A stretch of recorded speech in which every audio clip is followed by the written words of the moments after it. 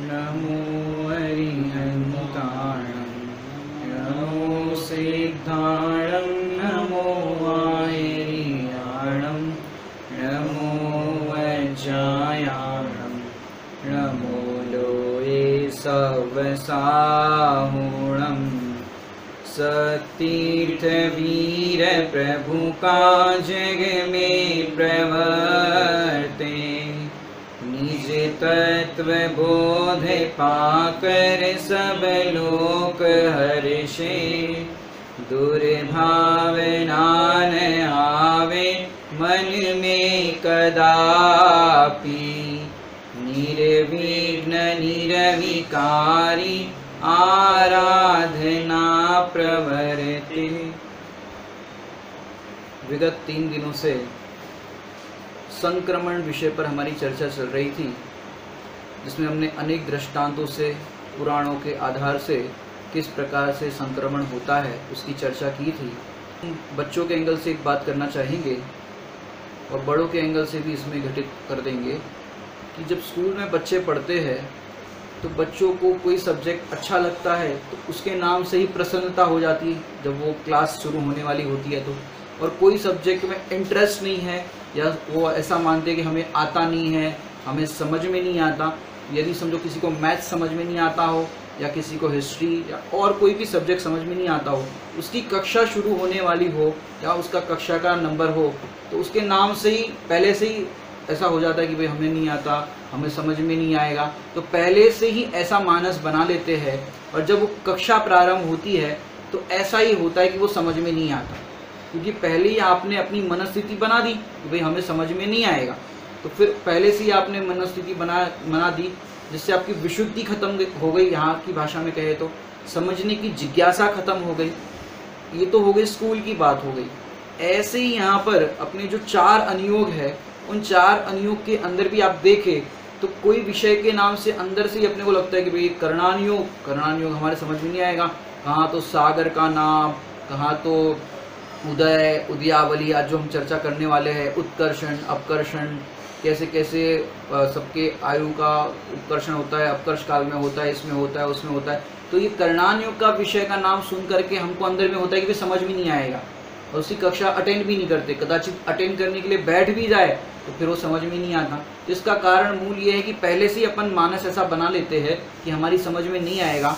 तो क्या होता है, उसी रूप में संक्रमण हो जाता है, फिर समझ में नहीं आता। तो हमें कोई भी विषय हो या कोई भी क्लास हो या हम कोई भी चीज़ सीखने पढ़ने बैठे तो पहले अपना जो कुछ भी अपना मनस्थिति है इस तरह की, उसको हटा करके इस मनस्थिति को बनाए कि हमको जिनवाणी के अंदर जो 4 अनुयोग दिए गए हैं, भगवान की दिव्य ध्वनि के अंदर ये बात आई है। यदि मुझे समझ में नहीं आएगी तो किसको समझ में आएगी। यदि ऐसे और विशुद्ध परिणामों से और आचार्य भगवंतों के प्रति विनय भाव से यदि हम ये जिनवाणी का श्रवण करेंगे तो ज़रूर हमें ये चीज़ समझ में आएगी। नहीं तो फिर ये उस रूप में संक्रमण हो जाएगा, जिससे ज्ञानावरण कर्म बंद होगा और फिर हमें समझ में नहीं आएगा आवरण के कारण। ये निमित्त की अपेक्षा से कथन था। ये तो हमने संक्रमण की बात की जो अभी तक विषय चला था। अब आगे का जो विषय हमें पढ़ना है, नया चैप्टर आज पढ़ेंगे।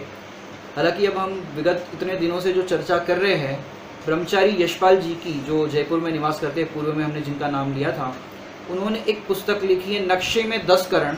उसी पुस्तक के आधार से आज हम 3रा 4था नंबर का चैप्टर है, उसके अंदर उदय और उदीर्णा, उस पर चर्चा करेंगे। उस उदय और उदीर्णा को पहले अपन इस पुस्तक के माध्यम से देखेंगे कि कैसा उदय होता है, उदय किसे कहते हैं, उदीर्णा किसे कहते हैं। उसके बाद सरल दृष्टांतों के माध्यम से इस विषय को हम समझेंगे। यहाँ पर अब सामान्य चीज समझते होंगे, यहाँ जीव के मोह राग द्वेष के परिणाम हुए, यानी भाव कर्म, और उन परिणामों से हुआ बंध। और जो बंध अपने कर्म, यहाँ पर परिभाषा से अपन देखेंगे कि बंध हुआ, कर्म की स्थिति पूरी होते ही कर्मों के फल देने को उदय कहते हैं। सरल परिभाषा है। कर्मों की स्थिति पूरी होते ही माने हमने कर्म बांधे और जितने टाइम तक के लिए बांधे थे उतना अपना बंध था, और जब वो उदय में आए, कर्मों के फल देने को उदय कहते हैं। कर्म की स्थिति अपन ने समझो 10 साल की बांधी, तो वो 10 साल तक तो कर्म उदय में नहीं आएंगे, और जब 10 साल पूरे हुए और जब उसका फल आया तो उसको कहेंगे उदय। फिर से हम परिभाषा को दोहराते हैं, कर्म की स्थिति पूरी होते ही कर्मों के फल देने को उदय कहते हैं। सरल है। अब आगे बढ़ते हैं। अनेकों समयों में बंधे हुए कर्म एक समय में उदय में आते हैं। ऐसा भी होता है कि अनेकों समयों में बंधे हुए कर्म, माने ये जीव ने अनेक समय कोई कर्म बांधे, तो हो सकता है वो सारे कर्म एक समय में आए, तो उसको भी उदय कहते हैं, एक साथ आ जाए। आगे चर्चा करेंगे कि किस तरह से एक साथ आते हैं। अब आगे का बिंदु देखते हैं। सुनिश्चित क्रम से कर्म जीव को फल देते हैं। क्या कहा?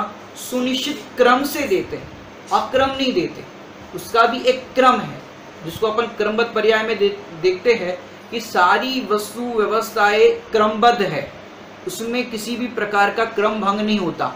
उसमें दृष्टांत भी देखा आपने झूलती हुई माला का, कि माला के जो मोती होते हैं वो क्रम है। यदि आप माला के एक एक मोती का स्पर्श करेंगे तो क्रम से एक एक मोती का आपको इस तरह से जाना पड़ेगा। तो ऐसे यहाँ पर सुनिश्चित क्रम से कर्म जीव को फल देते हैं, उसे उदय कहते हैं। ये दूसरी परिभाषा बताई, सुनिश्चित क्रम से। तत्पश्चात कर्म कारमाण वर्गणा आदि रूप में परिणमते हैं। कर्म जो है किस में परिणमते हैं? कारमाण वर्गणा आदि रूप में परिणमते हैं। अब आगे के बिंदु पर चर्चा करते हैं। उदयावली, क्या कह रहे हैं यहाँ पे? उदयावली। उदयावली में स्थिति कर्म के निषेकों की स्थिति। पहले आपको बता देते हैं कि उदयावली क्या होती है। कि एक आवली में जितने कर्म उदय में आ रहे हैं उसको कहते हैं उदयावली। क्या कहा? एक आवली में जितने कर्म उदय में आ रहे हैं उसे कहते हैं उदयावली। अब आपको प्रश्न होगा कि भाई आवली किसे कहते हैं? तो आवली भी बताते हैं, असंख्यात समयों का एक आवली होता है। क्या कहा? असंख्यात समयों का एक आवली होता है, और एक आवली में जितने कर्म उदय में आ रहे हैं उसे उदयावली कहते हैं। समझ में आ गया इतना? अब इस परिभाषा को अपन पूरा पढ़ते हैं। उदयावली में स्थित कर्म के निषेकों की स्थिति। अब निषेक शब्द यहाँ पर आया, उस निषेक शब्द को भी बताते हैं। एक समय में फल देने की संख्या, एक समय में फल देने की संख्या को निषेक कहते हैं। माने एक समय है, उसमें जितने फल देने की संख्या, माने इतने कर्म आएंगे, तो उसको कहेंगे निषेक। तो एक समय में फल देने की संख्या को निषेक कहते हैं। एक आवली में जितने कर्म उदय में आ रहे हैं उसे उदयावली कहते हैं। और आवली किसे कहते हैं? असंख्यात समयों का एक आवली होता है।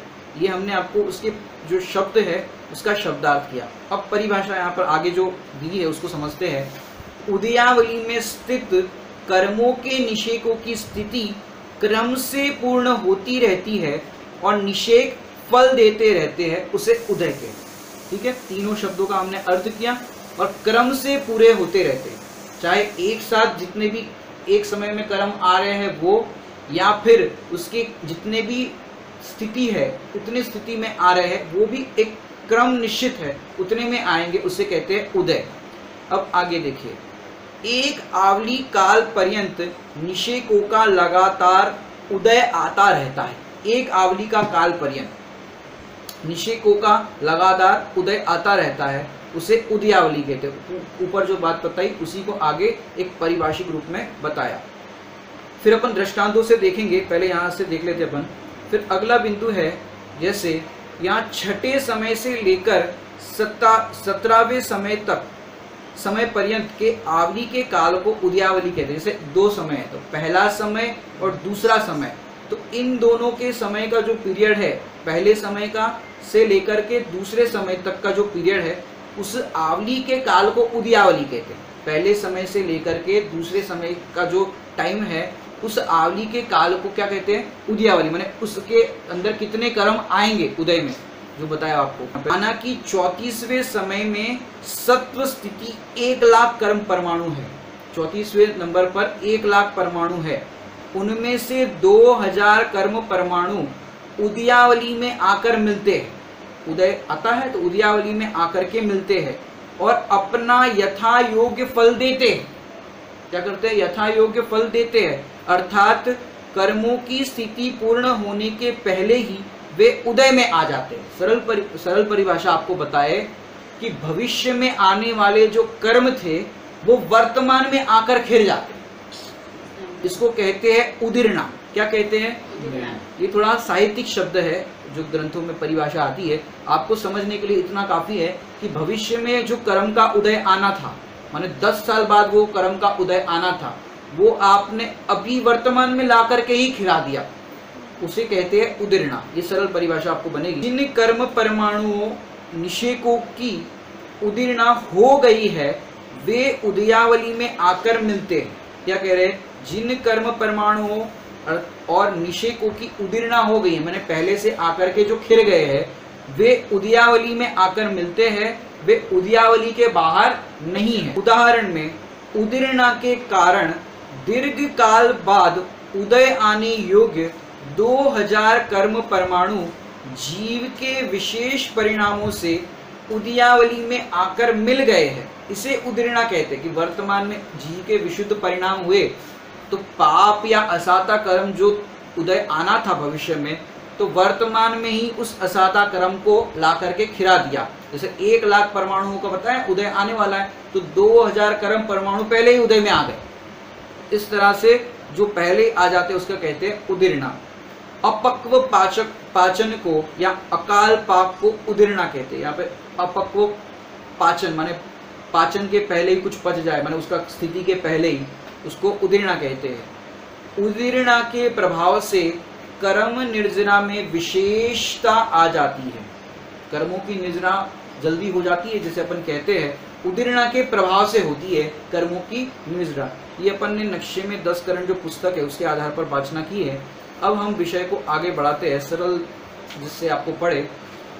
आप लोग ने देखा होगा कि ये जीव पाप बांधता है, लेकिन पूरे के पूरे पाप कर्म के उदय को भोगना नहीं पड़ता। और ये जीव पुण्य बांधता है तो पुण्य को भी पूरा भोगना पड़े, ये जरूरी नहीं। दोनों स्थिति समझने लायक है कि आपको एक प्रश्न हो सकता है, आपको और स्वाध्यायी लोग होंगे उनको भी हो सकता है, और जो नहीं है उनको भी हो सकता है कि वर्तमान में देखे तो पाप करने वाले जीव बड़े मजे में दिखाई देते और पुण्य करने वाले, धर्म करने वाले, स्वाध्याय करने वाले, व्रत उपवास करने वाले, पूजा पाठ करने वाले दुखी दिखाई देते हैं। या उनके जीवन में देखो तो असाता का उदय, और असाता में भी देखो तो आर्थिक परिस्थिति कमजोर हो, स्वास्थ्य जिनका कमजोर हो, और वे हो धर्मात्मा, और जो नंबर 2 की कमाई करते हो, पापाचरण में लगे हो, उनका स्वास्थ्य देखो तो बढ़िया, आर्थिक परिस्थिति भी देखो तो बहुत बढ़िया है। तो ऐसा क्यों होता है? ऐसी विपरीत परिस्थिति और ऐसी परिस्थितियां क्यों दिखाई देती है? तो भैया ये उदीर्णा के कारण। एक बार किसी ने मेरे से ऐसा प्रश्न किया था कि भैया धर्मात्मा लोग जितने भी हैं उनको अंत समय में देखो तो बिस्तर पे पड़े रहते हैं, उनको कोई जिनवाणी की बात सुनाने के लिए आए तो कान भी उनके ठीक से चल नहीं रहे हैं, उनको टोटली बेड रेस्ट हो गया है। तो ऐसे धर्मात्मा जीवों को क्यों दिखाई देता है? इतना जीवन में धर्म किया तो अंत समय में अच्छा होना चाहिए ना। तो भैया यहाँ पर कह रहे हैं, और लोग कहते हैं कि भाई ऐसे बिस्तर पर पड़े हो धर्मात्मा जीवों की स्वास्थ्य की प्रतिकूलता के कारण कई लोग ऐसा भी कटाक्ष करते हैं। क्या करते हैं? जिनने किया धर्म उनके फूटे कर्म। ये सही कहते हैं कि गलत कहते हैं? आप लोग कहते हो गलत कहते हैं, अब हम उसको कहते हैं सही कहते हैं। आप गलत भी कह सकते हो क्योंकि नजरिए पे डिपेंड करता है। जिनने किया धर्म उनके फूटे कर्म, इस एंगल से कहो तो फिर वो बात हो जाएगी, लेकिन हम दूसरे एंगल से पॉजिटिव से बताए तो जिनने किया धर्म उनके फूट गए 8 कर्म। जिनने धर्म किया उनके 8 कर्म फूट गए। ये तो बहुत बढ़िया बात है कि जो धर्म करते हैं उनके 8 कर्म फूट जाते हैं, माने नाश हो जाता है और सिद्ध बन जाते हैं। इस एंगल से देखो तो बढ़िया आनंद की बात है, और वो वाले एंगल से देखो तो भाई कैसी बात है। तो क्या बात है यहाँ पर? उदीर्णा का विषय जो है, सरल परिभाषा हमने आपको कुछ देर पहले बताई, भविष्य में आने वाले कर्म को वर्तमान में ला करके खिरा देना। अब कैसे खिरा देना? सरल दृष्टांत से अपन देखेंगे कि जैसे आप शक्कर लेकर के आते हो, आपने 1 महीने के लिए शक्कर घर में खरीद करके लेकर के आए। अब जब घर में शक्कर आती है तो डब्बा भरा हुआ दिखता है। अब शक्कर दिखती है तो फिर क्या करते हो आप, भैया बढ़िया अभी आम के रस की सीज़न है तो कभी खट्टा आम निकल गया तो फिर शक्कर डाल दी, कच्ची कैरी का आम का पना बना दिया तो उसमें भी शक्कर डाल दी, हलवा बना दिया तो उसमें भी शक्कर डाल दी। अब शक्कर ज़्यादा दिखती है तो कुछ बनाने का मन करता है। अब आपने ऐसे शक्कर का प्रयोग करते करते जो 30 दिन की शक्कर थी उसको आपने 10 दिन में ख़त्म कर दिया। तो ये क्या हुआ कि जो 30 दिन में शक्कर खत्म होना थी वो 10 दिन में खत्म हो गई। ये दृष्टांत जो बता रहे हैं कि भविष्य में आने वाले जो कर्म थे कि 30 दिन बाद आने थे उसको आपने 10 दिन में ही खिरा दी। ये 10 दिन में ही आपने उसको भोग लिया।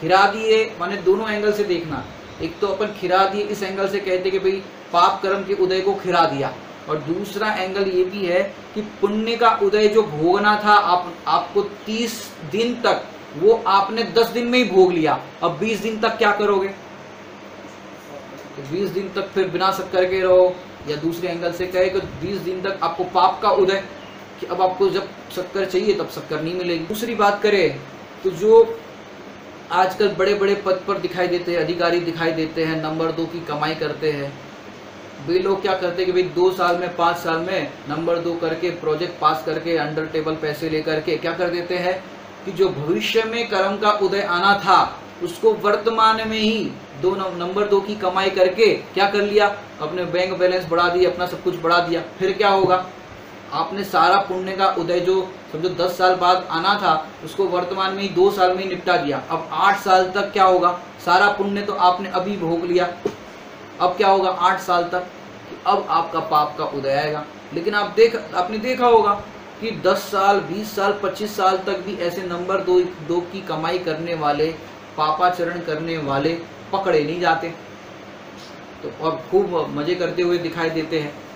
तो भैया क्या होगा कि भैया आपने सुना होगा अपने राजा राणा छत्रपति में, मरना सबको एक दिन, या हम कहेंगे फंसना सबको एक दिन, अपनी अपनी बात, कि एक साथ नहीं फंसेंगे। आपने देखा होगा जितने भी विजय माल्या हुए, नीरव मोदी हुए, वे सारे क्या हुए, एक ना एक दिन फंसते हैं, और फंसते हैं तो फिर क्या होता है, स्ट्रेस होता है, दुख होता है, टेंशन होता है। तो भैया भविष्य में आने वाले कर्मों को वर्तमान में खिरा देना, ये है उदिरना, जो अपने परिभाषा बताई। तो आप चाहो पुण्य को पहले भोग लो या पाप को पहले भोग लो। अब पाप को पहले भोग लोगे तो क्या होगा, बाद में तो बढ़िया पुण्य का उदय रहेगा। लेकिन हम क्या करते हैं कि पुण्य के उदय को ज्यादा से ज्यादा भोगना चाहते हैं, और पाप के दंड को भोगना कोई नहीं चाहता। और आपको बता दें कि आप उदिरना को सरलता से समझे तो ट्रेन के अंदर जब जाते हो आप, तो एसी डब्बे में मैं आपको बताऊं, एसी कोच के अंदर ज़्यादातर ये आपको समझ में आएगा दृष्टांत, एसी कोच में सब पैक होता है, और वहाँ पर आप शाम के टाइम पे भोजन करके ट्रेन में बैठे। अब रात को आपके सामने वाला टिफ़िन खोल करके, या बाजार का खाता हो तो बाजार का भोजन जब वो खोलता है तब रोटियों की और भी चीज़ें जो उसकी भोजन में हो उसकी खुशबू आती है, तब कैसा लगता है। माने दूसरा व्यक्ति भोजन कर रहा हो तो भोजन को देख करके उदिरना हो जाता है। चलो अब वो अपन बाजार का भोजन नहीं करते हो तो कदाचित ना भी हो, लेकिन एक मुंह में पानी सा आ जाता है, क्या है भोजन देखने की जिज्ञासा होती है। चलो दूसरे एंगल से आपको समझाते हैं। 12 बजे आप भोजन करते हो सवेरे समझो, और 8 बजे समझो मम्मी रसोई में कुछ बना रहे हो, नमकीन तल रहे हो, बूंदी बना रहे हो, और 8 बजे बच्चे किचन में आकर के बैठ जाए। अब बताओ 12 बजे जो भोजन करने वाले बच्चे थे, रोज 12 बजे भोजन करते थे, और 8 बजे किचन में बैठ जाएंगे आकर के, बूंदी तल रहे हैं, नमकीन बना रहे हैं, और भी चीज़ें बना रहे हैं। अब क्या होगा, जो भूख 12 बजे लगने वाली थी वो 8 बजे ही लग जाएगी भोजन को देख करके। तो ये क्या हो गई, भूख की, भोजन की उदिरना हो गई 8 बजे ही। ऐसे ही क्या होता है कि पैसे को देख करके, धन को देख करके, जो धन के लोभी है, धन के विषयी जीव है, उनको क्या हो जाती है, उदिरना हो जाती कि नंबर 2 के हो, चाहे कैसे भी कमाओ, ना दिन देखो, ना रात देखो, ना पुण्य देखो, ना पाप देखो, और कमाओ, ना न्याय देखो, ना अन्याय देखो। तो ये क्या करते हैं, उस धन की उदिरना कर देते हैं, और फिर ये पुण्य के उदय की उदिरना करने पर क्या होता है, फिर आगे चल के दुख भोगना पड़ता है। अब देखो भैया, पुण्य का उदय है तब तक दंड नहीं मिलता। पुण्योदय में नहीं दंड का निमित्त बने कोई। पुण्योदय का उदय है तब निमित्त नहीं मिलता, लेकिन दंड तो उसी समय मिल रहा है कि कोई मुझे पकड़ ना ले, कोई मुझे बांध ना ले। इस तरह का अंदर में भय तो बना ही रहता है। तो पुण्य के उदय में दंड का निमित्त नहीं बनता, लेकिन दंड तो बनता ही, दंड तो होता ही है, उस समय सतत मिल रहा है। जैसे आप देखो, ये कसाब वगैरह हुए, आतंकवादी हुए, अब कसाब ने दिखराया सबको कि भैया उसने सबको मारा और ये हत्याकांड किया। अब उसको कितने साल तक रखा जेल में? करीबन 6-7 साल तक तो रखा, मेरे ध्यान में है। 7 साल तक जेल में रखा और सरकार ने उसके पीछे करोड़ों रुपए खर्च कर दिए। माने उसके लिए ऐसी सुरक्षा वाली जेल बनाई जहाँ से वो भाग ना सके, ना कोई उससे बात कर सके, मिल सके, और रोज के रोज उसको जो भी खाने के लिए चीज़ चाहिए, वो भोजन के लिए चीज़ उसको दी जा रही थी और उसकी सारी सुविधाओं का ध्यान रखा जा रहा था, और भी जो भी उसको कमी होती थी सब पूर्ति की जा रही थी। अब भैया जिसने पाप किए, हिंसा का तांडव रचाया, अब उसको तो सीधा दंड मिलना चाहिए ना। अब अपने यहाँ तो संविधान में है कि भाई हत्या की तो भाई फांसी उसकी सजा है, उसको फांसी देनी चाहिए। अब 7 साल बाद या जितने साल बाद भी उसको फांसी पर लटकाया गया, तो भैया इतने टाइम तक उसको खाना पीना, उसकी सारी सुविधाओं का ध्यान क्यों रखा सरकार ने? कि भैया उसके 7 साल बाद ही आयु का पूरा होना था एक बार, और उसने जो पुण्य बांधे थे पूर्व में, वो सारे पुण्य को उसने इन 7 सालों के अंदर भोग लिया। अब हत्या का तांडव, हिंसा का तांडव उसने रचाया था, तो फिर क्या हुआ कि अब उसको नरक गति में जाना है, उसकी दुर्गति होना है, तो वहां पर कोई साता कर्म का परमाणु साथ नहीं जाएगा। माने उसको वहां पर असाता का ही उदय भोगना है। तो जितना भी उसने हिंसा आदि पाप किए थे, और कदाचित उसने मंद कषाय में कोई पुण्य बांधे थे, तो सारे पुण्य परमाणुओं का उदय उसने 7 साल में ला करके भोग दिया। अपन को लगता है भैया इसकी जेल में भी खुशामत हो रही है। और तो और आप देखो, जो अभी निर्भया कांड हुआ था दिल्ली का, जो उसके 4 आरोपियों को कितने टाइम लगी सजा देने में? 8 साल लगे, उसमें 8 साल लगे। अब 8 साल तक उनको जेल में रखा गया, तब तक उनको कुछ नहीं किया गया। 8 साल तक वो भोजन भी करते थे और सब जेल में जो भी करते थे वो रहते थे।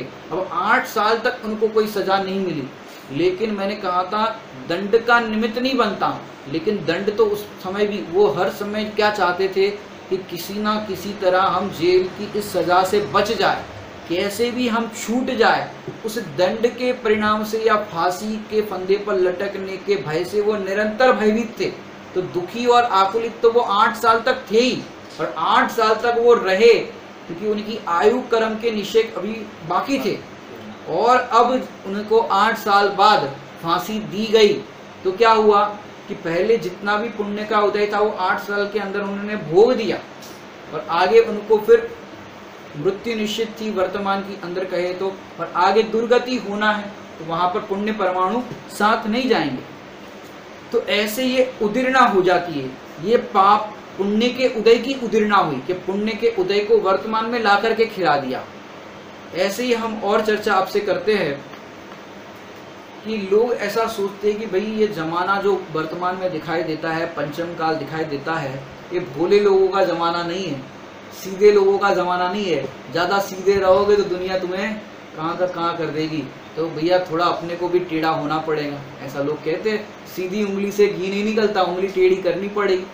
तो इसी टोन में क्या करते हैं लोग, दूसरे जो सीधे लोग हैं, सज्जन लोग हैं, उनको भी अपनी तरह ढालना चाहते। और कई बार क्या होता है, ईमानदार व्यक्ति भी बेईमानी के संगत में आ जाए तो बेईमान हो जाते। लेकिन बहुत पुरुषार्थ चाहिए कि बेईमानी के संगत में आने पर भी ईमानदारी ना छूटे। क्योंकि क्या होता है, बहुमत तो उन लोगों का ही है, बोलबाला तो अन्याय करने वाले, अभक्ष्य भोजन करने वाले, अनीति करने वाले, उनका ही बोलबाला ज़्यादा है। और सज्जन लोग बहुत कम है। अब वो कहते हैं कि भाई तुम टेढ़ी उंगली करके काम करो तो काम हो जाएगा, नहीं तो तुम्हें धक्के खाने पड़ेंगे, रिश्वत दो तो तुम्हारा काम हो जाएगा, नहीं तो धक्के खाने पड़ेंगे। तो ये क्या करते हैं, खुद तो वैसा ही काम करते हैं और दूसरों को भी अपनी ओर ढालना चाहते हैं। लेकिन भैया आज जो वैसा काम कर रहे हैं, कल उनकी दशा क्या हो रही है। और सज्जन लोगों की दशा देखो, सज्जन पुरुष पहले भी शांत भाव पूर्वक, समता भाव पूर्वक रहते थे और ये अन्याय अनीति अभक्ष के कार्य नहीं करते तो सब भी शांत भाव पूर्वक रहते हैं। अब कोई नंबर 2 करे या 5 पाप करे और फिर कहे कि भाई हमको चैन नहीं है, पंडित जी कोई मंत्र बता दो तो हमको चैन मिल जाए, तो बताओ भैया कौन सा मंत्र दे दे, कौन सा भक्तांबर का काव्य कहे कि ये काव्य पढ़ लो तो तुम्हारा चैन मिल जाएगा, कौन सा नमोकार मंत्र, कितनी बार नमोकार मंत्र पढ़े तो चैन मिल जाएगा। कि भैया उपाय तो एक है, 5 पाप छोड़ दो, अन्याय अनीति अभक्ष छोड़ दो तो तुम्हें चैन मिल जाएगा, बाकी तुम्हें कोई चैन देने वाला या शांति देने वाला समर्थ नहीं है। तो भैया ये समझ में तो आ रहा है कि पाप बांधने वाले वर्तमान में तो सुख से दिखाई देते हैं और पुण्य करने वाले धर्मात्मा जीव वर्तमान में दुखी देखे जाते हैं। तो भैया करना क्या हमें, भैया पाप का उदय आ जाए तो करो क्या, कि पाप का उदय वर्तमान में यदि आपका दिखाई दे तो धैर्य मत छोड़ना, चाहे कैसा भी पाप का उदय आए धैर्य मत छोड़ना, समता भाव पूर्वक उस पाप के उदय के अंदर भेद विज्ञान करना। उन उदाहरणों को याद करो, उन महापुरुषों को याद करो कि उनके जीवन में कितने कितने विकट परिस्थितियां, कितनी प्रतिकूलता आई, फिर भी उन्होंने धैर्य नहीं छोड़ा। अब देखो आदिनाथ मुनिराज की अवस्था में कहा तो वो प्रथम तीर्थंकर, राजपाट का वैभव, और जब वो दीक्षित हुए तो दीक्षित होने के बाद 6 महीने तक तो अपने आत्म साधना में लीन रहे, और 6 महीने के बाद जब आहार लेने का विकल्प आया, फिर क्या हुआ कि वो आहार हेतु नगर में जाए पर आहार देने की किसी को विधि ही नहीं पता। और इतने टाइम तक जब गृहस्थ दशा में थे तो देवलोक से उनके वस्त्र आदि आते थे और सौधर में इंद्र उनकी पूरी व्यवस्था करता था। अब मुनि बने तो कोई व्यवस्था करने नहीं आया, तब कल्याणक मनाने तो सब आए थे, लेकिन तब कल्याणक के बाद जब बाकी की प्रक्रिया के अंदर कोई देखने ही नहीं आया कि उनको आहार की व्यवस्था क्या होगी, कैसे क्या होगा। प्रथम तीर्थंकर है, कोई विधि जानता है कि नहीं जानता। और जब वो दीक्षा लेने के लिए निकले तो पहले किसी को विधि भी नहीं बताई, वे हम दीक्षा लेने जा रहे हैं, पहले विधि सीख लो। अब उन्होंने असी मसी रसी ये 4 चीजें बताई थी, तो साथ में ये भी बताते थे कि भाई गृहस्थ धर्म होता है, एक मुनि धर्म होता है। अब हम प्रथम तीर्थंकर के जीव है, दीक्षा लेंगे तो ऐसे ऐसे तुम करना। अब वो खुद उन्होंने भी नहीं बताया। और भी ऐसे आप पुराणों में दृष्टांत देखोगे तो ऐसे ऐसी घटनाएं हुए। और इसके लिए तो एक भजन में भी लिखा, आदिनाथ मुनि 6 महीने तक घूमे आहार न पाए, धू धू करके जली द्वारिका कृष्ण बचा ना पाए। जीवन धर शमशान में जन्मे, जीवन धर शमशान में जन्मे, रोए महलों में रानी आत्म ज्ञानी रे नर आत्म ज्ञानी। तो ज्ञानियों के जीवन में कैसे कैसे प्रसंग बने। आदिनाथ मुनि 6 महीने तक घूमे लेकिन आहार न पाए, धू धू करके जली द्वारिका की द्वारिका धू धू करके जल रही है और कृष्ण बचा नहीं पा रहे। नारायण त्रिखंडाधिपति वो बचा नहीं पा रहे। चलो और किसी को तो बचा नहीं पा रहे, अपने स्वयं के माता पिता को नहीं बचा पा रहे। भैया कौन किसको बचाए, जिसके कर्म का जैसा उदय है, ये सब कर्मों की लीला है। कोई किसी को बचा भी नहीं सकता, कोई किसी को मार भी नहीं सकता, ऐसा तो समय सार जी कहते। तो ऐसे, और जीवंधर शमशान में जन्मे कि जीवंधर कुमार देखो स्मशान में जन्मे। ऐसे ऐसे सब घटना आप देखो पुराण के अंदर कि कर्मों की कैसी कैसी लीला है। लेकिन देखा जाए तो हमने अभी 1-2 दिन पहले भी बात की थी कि भैया 2000 साधिक सागर का समय होता है, उसमें 1360 सागर तो ये जीव स्वर्ग जाता है और 640 सागर तो जीव नरक जाता है। माने जीव बांधता ज्यादा पुण्य है इस अपेक्षा से देखे तो, और बांधता पाप, माने उस एंगल से देखे तो कम पाप बांधता है। लेकिन फिर भी जीव की दशा देखो कैसी होती है। अब हम देखें कि भैया ऐसा होता क्यों है कि भैया देखो धर्मात्मा जीवों को पाप का उदय दिखाई दे, आर्थिक परिस्थिति कमजोर दिखाई दे, स्वास्थ्य की परिस्थिति कमजोर दिखाई दे, तो भैया उनको आगे जाना है स्वर्ग या मोक्ष। अब जिनको स्वर्ग जाना है तो भैया स्वर्ग के दरवाजे पर लिखा है यहाँ पर असाता कर्म वालों की एंट्री नहीं है।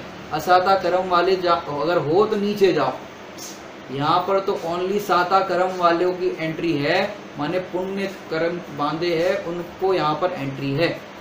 अब क्या होता है कि भाई यहाँ पर पूर्व में अपन ने असाता कर्म बांधे थे, पाप कर्म बांधे थे, और आगे जाना है स्वर्ग में, तो क्या होगा कि पूर्व में बांधे हुए सारे असाता कर्म वर्तमान में ही कुछ ही समय में, माने कहते ना अंत समय आता है तो सारे कर्म यहाँ पर ही खिल जाते हैं, क्योंकि आगे स्वर्ग में जाना है या मोक्ष में जाना है।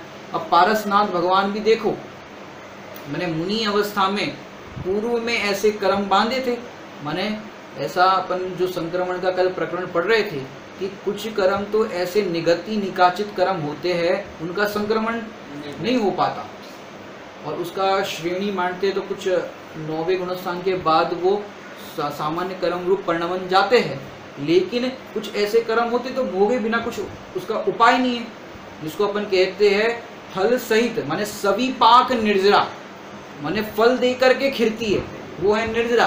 तो 7 दिन तक मुनिराज पारसनाथ पर पत्थर पड़े, माने संवर नाम का जो देवता उसके द्वारा उपसर्ग चला। अब सोचो पारसनाथ जैसे तीर्थंकर को भी कर्म ने नहीं छोड़ा। कोई कहेगा भाई पंडित जी आप सही कह रहे हो, कर्म बलवान है, कर्म किसी को नहीं छोड़ता। पारस ऐसे बोलते लोग कि सही कह रहे हो, कर्म तो पारसनाथ तक को नहीं छोड़ता, तो हम और आपकी तो क्या बात है। तो भैया उस कर्म को बलवान मत कहो।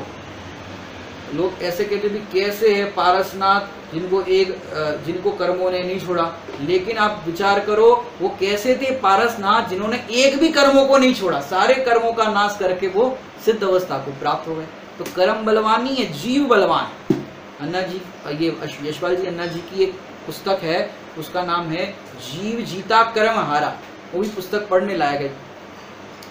तो धर्मात्मा जीवों को ऐसी प्रतिकूलता देखी जाए तो भी वो धैर्य का अवलंबन धरते हैं, धैर्य धरते हैं, और धैर्य धरने पर क्या होता है, उनको वर्तमान में पाप का उदय आया और उस उदय काल के अंदर वो भेद विज्ञान कर रहे हैं, समता धारण कर रहे हैं, धैर्य धारण कर रहे हैं। तो क्या होता है, उनके इस विशुद्ध परिणामों के निमित्त से जितने भी कर्म उदय में आने थे वो आकर के चले जाते हैं और वो समता भाव पूर्वक रहते हैं। इस कारण से उनको फिर नवीन जो उनके पुण्य बंध हुआ था वो आकर के फिर पुण्य रूप में उदय आ जाता है धर्मात्मा जीवों के अंदर, आपने देखा होगा। तो धर्मात्मा जीव जितने भी है उनको पाप का उदय तो देखा जाता है, लेकिन वो पाप के उदय के काल में भी अपने आप को पापी नहीं अनुभव करते। क्या होता है, धर्मात्मा जीवों को पाप का उदय तो देखा जाता है, लेकिन धर्मात्मा जीव उस पाप के उदय के काल में भी अपने को पापी अनुभव नहीं करते। धर्मात्मा जीवों को पुण्य का उदय भी देखा जाता है, लेकिन उस पुण्य के उदय के कारण वे अपने आप को पुण्यात्मा अनुभव नहीं करते। वे तो पाप के उदय के काल में कहो या पुण्य के उदय के काल में कहो, दोनों उदय के अंदर वे अपने आप को तो ना मैं पुण्य उदय वाला हूँ ना मैं पाप उदय वाला हूँ, मैं तो मात्र ज्ञान उदय वाला हूँ, मेरे तो मात्र नित्य ज्ञान का ही उदय है, ऐसा ज्ञानी भेद विज्ञान करते हैं, जिससे उनको हर परिस्थिति के अंदर मात्र ज्ञाता भाव ही ऊर्ध्व रहता है। अब अपन देखें पुराण के दृष्टांतों के अंदर कि जैसे अंजना सती की बात करें तो अंजना सती और पवनजय, अब पवनजय का विवाह होना था अंजना सती से। अब क्या हुआ कि उसके रूप की चर्चा सुनी कि भाई इतनी सुंदर है अंजना, तो उनसे रहा नहीं गया। अब 3 दिन बाद शादी थी, रहा नहीं गया, तो फिर छद्म वेश में अपने मित्र के साथ अंजना के जहाँ पर निवास था, रनिवास था, वहाँ पर पहुँच गए और देखने के लिए गए कि कैसी सुंदर है। और उतने में सखिया हास्य विलाप कर रही थी कि भाई तुम्हारा विवाह तो दूसरे एक राजकुमार है उनसे हुआ होता तो बढ़िया होता, वो तो ये तो तुम्हारा विवाह पवनजय से हो रहा, उनसे हुआ होता तो अच्छा होता। तो उसने निषेध नहीं किया अंजना ने कि नहीं मेरे पवनजय है वही सर्वश्रेष्ठ है, क्योंकि ऐसा उन्होंने निषेध नहीं किया तो पवनजय को लगता है इसको वो पसंद है, लेकिन पिताजी की आज्ञा होगी और इस तरह से संबंध निश्चित हो गया है, इसलिए वो मना नहीं करी, लेकिन पसंद तो उसको वो है। तो अब जैसे तैसे विवाह हो गया। अब विवाह होने के बाद भी क्या हुआ, 22 साल तक पवनजय ने अंजना से सीधे मुंह बात नहीं करी, माने उनके बीच पति पत्नी जैसा रिश्ता ही नहीं रहा। अब सोचो 22 साल तक ये उदय रहा, तो कैसे धैर्य पूर्वक वो रही होगी अंजना। वो तो अपने पति को अनेक प्रकार से मनाने की कोशिश करे, बात करने की कोशिश करे, लेकिन वो बात नहीं कर पाई। और तो और देखो, जब हनुमान जी का जन्म होना था, दूसरी भाषा में कहे तो स्वर्ग से उनकी आयु पूरी होनी थी, तब उनको कहाँ विकल्प आया पवनजय को, फिर जहाँ पर युद्ध क्षेत्र था और युद्ध क्षेत्र में शाम के समय चकवा चकवी का वियोग देखा। भाई एक रात्रि काल के इस चकवा चकवी अपने वियोग को नहीं झेल पा रहे, तो मेरे वियोग में वो कितना विलाप कर रही होगी मेरी अंजना। तो फिर उस समय उनको ये विकल्प आया। अब देखो 22 साल तक, कितने टाइम तक पाप का उदय रहा, तो इस पाप के उदय के अंदर भी अंजना सती ने धैर्य नहीं छोड़ा, और वो पति के प्रति जो पतिपने का भाव था वो वैसा का वैसा रहा, और कोई भी पति के प्रति विरुद्ध परिणाम नहीं आए, माने वो धैर्य का अवलंबन उन्होंने धारण किया था। और फिर क्या हुआ, वो उदय जितने टाइम तक उन्होंने बाधा, पूर्व में उन्होंने जिन प्रतिमा जो थी उस प्रतिमा को मात्र 22 सेकंड के लिए जल के अंदर छुपा दी थी, तो 22 सेकंड का फल वो 22 साल तक भोगना पड़ा। तो ऐसे अज्ञान दशा में भी ऐसे कर्म यदि हम देव शास्त्र गुरु के प्रति विराधना के बांध लेते हैं, तो उसका फल विचार करना कितना बड़ा आता है। तो इतने टाइम तक उसको उदय रहा, लेकिन घर वाले भी और फिर ये तो चलो पति से मिलन हो गया, उसके बाद भी कैसा उदय आया कि भाई पवनजय तो उस रात को फिर चले गए, विद्याधर थे, और फिर गर्भ धारण हो गया। तो उसकी जो सास थी केतुमती, उसने शंका की कि ये किसका न जाने पाप है, और उसे ससुराल से भी निकाल दिया और दर दर की ठोकरें खानी पड़ी। सोचो कितना पाप का उदय होता है, कि कैसे कैसे सतियों के जीवन में प्रतिकूलताएं आती है, लेकिन ऐसी प्रतिकूलता के कारण वो अपने आप को, जो ज्ञान का जो बल है, उस ज्ञान के बल को नहीं छोड़ते। हमें भी आदर्श ये है कि हमारे जीवन में भी यदि पाप का, देखो उदय तो ज्ञानी के भी आते हैं और अज्ञानी के भी आते हैं। तो अज्ञानी उस पाप के कर्म के उदय में जुड़ करके नवीन पाप बांधता है, और ज्ञानी उस पाप कर्म का उदय आता है तो मात्र समता पूर्वक, ज्ञाता भाव पूर्वक अपने को आपरूप अनुभव करता है, तो वो कर्म का उदय आता है और चला जाता है।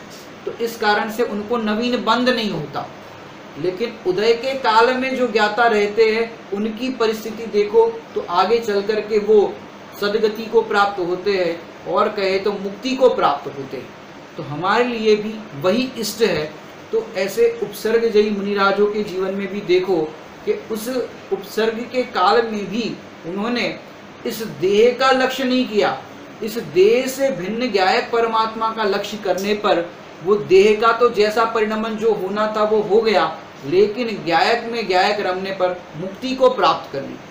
तो हमारे भी उनको आदर्श बनाने पर हमारा भी जो उदय है वो उदय वर्तमान में आएगा। लेकिन हम क्या करें, उस उदय के काल में अपना उपयोग में जोड़े, तो ये हमारे लिए कार्यकारी होगा। पुण्य के उदय में मजे करने वाले जो पापी जीव है, उनको कभी आदर्श नहीं बनाना। क्या कह रहे, पुण्य के उदय में आज जो पापी जीव दिखाई दे रहे कि भाई इनको तो बहुत ठाट बाट है, इनका तो बहुत पैसा है, बहुत बाहर में इनका सम्मान है, वो किस कारण से भी पाप कर रहे, अन्याय नीति से अनाप शनाप धन कमा रहे, जिस कारण से उनको बाहर में सम्मान आदि मिलता है, दान आदि भी करते हैं समझो। लेकिन भैया उनको आदर्श नहीं बनाना। तो आदर्श किसको बनाना, कि आदर्श तो हमारे लिए कहो तो पंच परमेष्टि है, दूसरे आदर्श कहो तो पंच परमेष्टि के पथ पर चलने वाले जितने भी साधर्मी जन हैं वो हमारे आदर्श हैं। क्योंकि पंच परमेष्टि के पथ पर चलने वाले ही तो हमारे साथ सहायक बनेंगे, और जो 5 पाप की प्रवृत्ति में लगे हैं वे काय के सहायक। इसलिए पुण्य के उदय में मजे करने वाले जीवों को कभी आदर्श नहीं बनाना। तो आदर्श किसको बनाना कि आदर्श तो हमारा जो ध्येय है, जो हमें स्वभाव सन्मुख दृष्टि कराने में निमित्त बने, पांचों पापों को छुड़ाने में निमित्त बने, वे वास्तव में आदर्श है। अपन भजन में भी पढ़ते हैं, अशरीरी सिद्ध भगवान आदर्श तुम्ही मेरे। तो आदर्श तुम्ही मेरे, तो वो आदर्श हम भजन में तो गाते हैं, आदर्श तुम्ही मेरे। और आदर्श कहाँ कहाँ किसको किसको बना देते हैं कि हम अंबानी को आदर्श बना देंगे, हमको अंबानी बनना है, हमको शाहरुख खान बनना है, हमको ये बनना है, हमको वो बनना है। अरे हमें भगवान बनना है, वही हमारे लिए आदर्श है। उससे नीचे हमारे लिए कोई भी आदर्श नहीं है।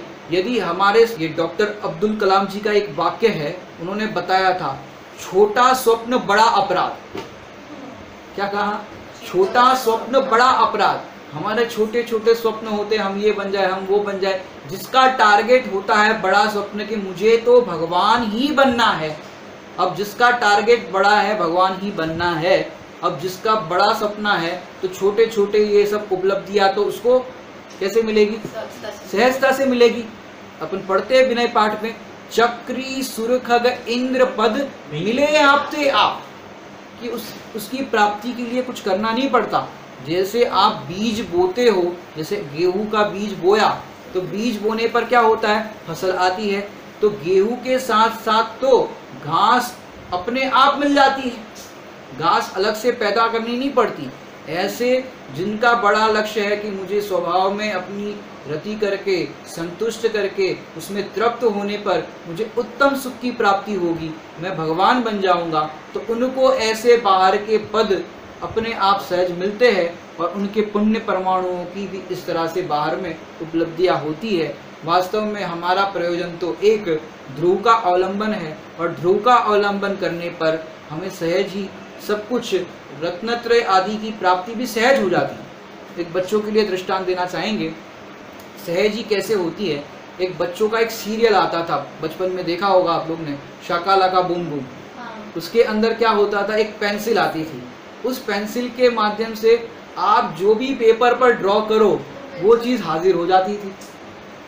आप उस पर जो भी ड्रॉ करो, आप उस पर एक कार ड्रॉ करो तो कार हाजिर, मोबाइल ड्रॉ करो तो मोबाइल हाजिर।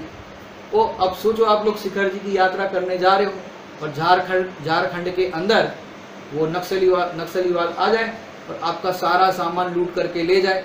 अब आपके बच्चे का एक छोटा सा स्कूल का बैग था, तो नक्सली ने सोचा बच्चे का बैग है, कॉपी पेन होगा, उसको क्या लूटना, पढ़ाई लिखाई करेगा, उसको लूटा नहीं, बाकी सारा सामान लूट लिया। अब घर से टिफिन भर के जो शक्करपारे लेकर के आए थे, नमकीन सेव लेकर के आए थे, लड्डू लेकर के आए थे, वो सारा लेके गए डाकू लोग, तो बना बनाया मिल गया। अब वो बच्चे की पेंसिल लेकर के नहीं गए, तो बैग में पेंसिल रखी थी। अब बाकी सब सामान आपका चला गया, लेकिन बच्चे के पास पेंसिल थी। अब पेंसिल से क्या होगा भैया कि उसको जो भी चाहिए वो पेपर पर पेंसिल से जो भी ड्रॉ करेगा, शक्करपारे ड्रॉ करेगा तो शक्करपारे हाजिर, कपड़े ड्रॉ करे तो कपड़े हाजिर, जो भी गहने चाहिए तो गहने हाजिर। अब जो भी पेंसिल से ड्रॉ करे वो हाजिर। जिसके पास, जिस बालक के पास पेंसिल है, उसको फिर किसी भी चीज की चिंता नहीं रहती, ना कपड़े की, ना भोजन की, ना वाहन की। ये सकाला को वाली पेंसिल की बात की। ऐसे जिसके पास एक गायक परमात्मा का आश्रय है, अवलंबन है, तो उसे सहजता से सम्यक दर्शन की, सम्यक ज्ञान की, सम्यक चारित्र की और परंपरा से स्वभाव का आश्रय करते हुए उसे केवल ज्ञान की प्राप्ति होती है। ऐसे हम सब अपने गायक स्वभाव का आश्रय करेंगे तो हमें भी ऐसे उत्तम सुख की प्राप्ति होगी। ऐसे हम सबको उत्तम सुख की प्राप्ति होवे, इसी मंगल भावना से विराम।